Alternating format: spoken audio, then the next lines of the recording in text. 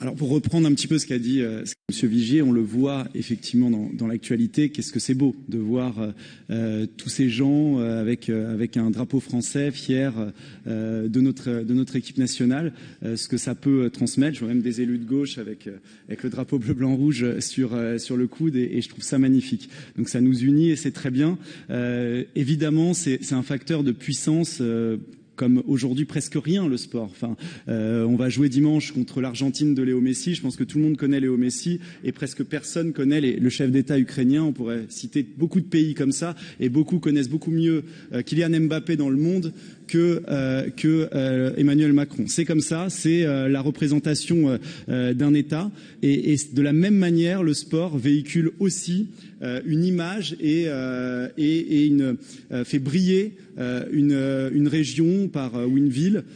C'est comme ça aujourd'hui et c'est très bien que notre région brille par sa culture, mais je l'ai déjà souligné, je l'ai souvent critiqué, là il y aura un bémol par rapport à ce rapport, mais j'ai déjà pu souligner à quel point je trouve que notre région ne brille pas assez par le sport, contrairement à ce que vous disiez, Madame Fouchet. Je le rappelle, aucun grand club de football, aucun grand club de rugby. Heureusement qu'on a Tours avec le volley dans un sport qui est un peu moins visible. C'est ce qui nous coûte aujourd'hui, le fait de ne pas avoir de grandes salles, de ne pas avoir de grands stades. C'est ce qui ne nous permet pas souvent d'accueillir de grandes compétitions. Alors là, effectivement, et ça va dans le bon sens. Donc je vais souligner les points positifs de ce rapport. Et puis après, j'aurai des questions vraiment concrètes sur, parce que je l'ai lu attentivement. Vous savez, Monsieur Moulet, que ça me passionne.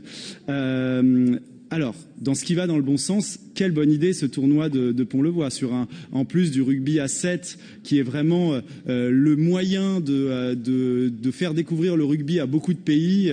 J'adore regarder ces compétitions-là. C'est des pays de rugby qu'on n'a pas l'habitude de voir et qu'on accueille par cette compétition avec des jeunes, un événement international comme ça.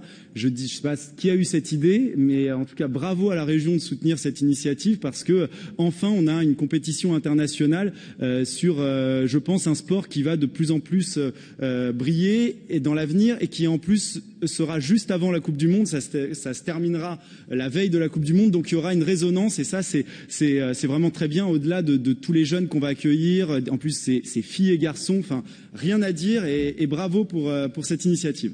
Ensuite effectivement bravo.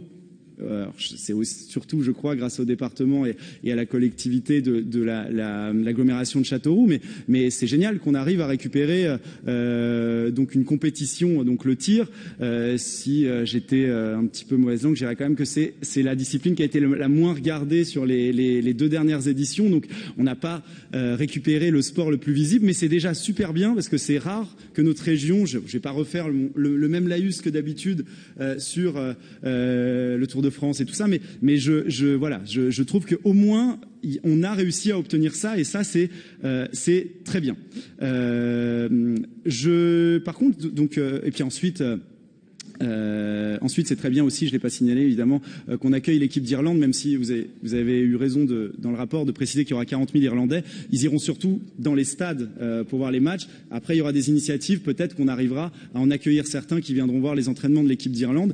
Voilà, ça fait peu, mais au moins on aura ça et cette équipe d'Irlande qui draine souvent beaucoup de public, qui sera à Tours. Sur les questions, alors, vous dites que on va proposer, donc pour qu'ils puissent aller voir des matchs, à du public éloigné de la pratique sportive ou des publics fragiles, donc des places. J'aimerais juste savoir exactement quel public on vise et surtout je me demandais si ça pouvait pas être intéressant que on aide et on participe au fait de leur offrir ces places avec la garantie peut-être qu'ils puissent jouer déjà à partir d'août prochain. Enfin, je pense que ça peut être intéressant de favoriser des licenciés parce qu'on en manque justement dans le rugby dans notre région et je trouve que ça pourrait être bien justement en visant ces mêmes publics fragiles. Voilà. Donc après peut-être qu'on parle pas des. Enfin, j'aimerais juste avoir plus de précision sur justement quel est le public concerné.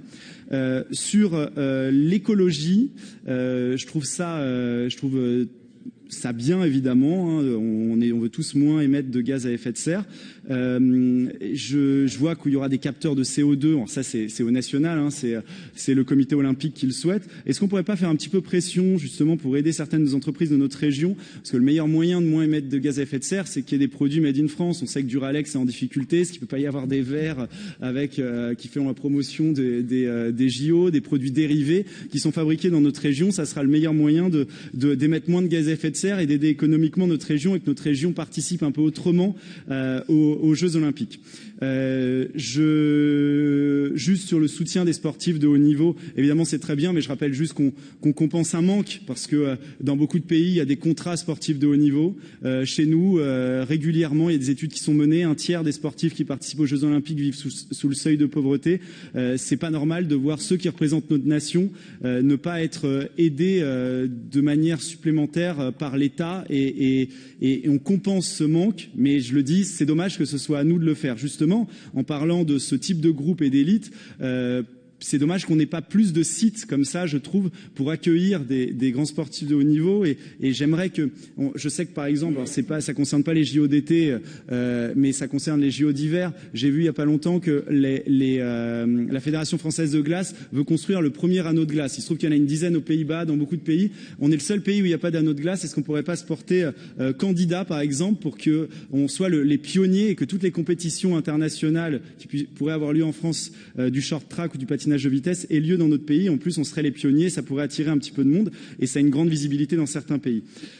Et juste pour finir, sur les petits clubs, vous savez que je suis vice-président d'un club de foot, pas petit, mais en tout cas qui je l'espère va grandir. Mais je voulais juste qu'on soit un petit peu concret sur à la fin, parce que et là c'est vraiment, mais il n'y a aucune polémique de ma part, c'est juste que j'aimerais mieux comprendre en fait. Quand on parle de lutte contre les discriminations, d'inclusion, qu'est-ce que ça demande, qu'est-ce qu'on regarde exactement par rapport au club, parce que par expérience, voilà, quand on parle de petits clubs, et ça a été beaucoup évoqué parce qu'aujourd'hui il y a beaucoup de petits clubs qui souffrent. Nous, moi, ce que je constate en tout cas, je l'ai vécu à Saint-Denis-en-Val. C'est pas du tout évoqué dans le rapport, mais c'est des violences. Notre région a été, et ça c'est en foot, hein, je sais que ça concerne moins d'autres sports. Notre région avait il y a 2-3 semaines, vous savez, il y a eu aucun match de foot de la Ligue organisé par la Ligue parce qu'il y a eu 2 arbitres agressés. On est beaucoup victimes de ça. Je trouve dommage qu'on n'en parle pas dans le rapport. Et sur la lutte contre les discriminations, évidemment que c'est très bien de lutter contre les discriminations, mais je voulais savoir de quelle discrimination on parle, parce que moi j'en vois très peu aujourd'hui, et c'est une très bonne chose. On a réussi à passer ce cap-là. Il y a très peu, je trouve, de discrimination dans le sport aujourd'hui dans notre région en tout cas, donc j'aimerais juste avoir des précisions là-dessus. Et puis sur peut-être un manque peut-être de clubs pour les filles, et là ça va concerner justement le fait que les petits clubs souffrent, parce que vraiment j'alerte là-dessus, hein, de manière très concrète. On a un vrai problème de bénévoles. Pourquoi? Parce que l'essence augmente, l'énergie augmente, et il y a de moins en moins de bénévoles qui veulent prendre leur voiture, amener des enfants. Est-ce qu'il y a des choses qui peuvent être faites par rapport à l'essence, parce que c'est un coût aussi supplémentaire pour les petits clubs, et beaucoup de clubs aujourd'hui sont menacés, et quand les petits clubs ferment, c'est des gamins qui avaient prévu de s'inscrire, qui vont pas s'inscrire, et c'est peut-être les champions de demain qu'on rate, mais surtout des gamins qui auraient une meilleure santé, qui se sentiront mieux dans leur peau. Et donc, est-ce qu'il y a des choses qui peuvent être faites justement face à ces risques énergétiques qui menacent beaucoup de clubs, et comment on peut les aider? Voilà, j'ai abordé beaucoup de choses, j'ai été très long, mais je vous l'ai dit, c'est un sujet qui me passionne, désolé. Merci, monsieur Nicolic.